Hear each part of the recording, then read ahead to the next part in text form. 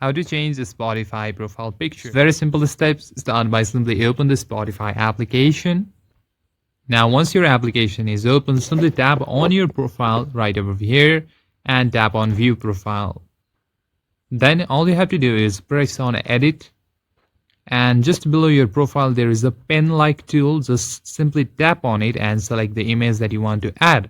Tap on it and select the medium. If you want to take a photo instantly, tap on take a photo and add a selfie.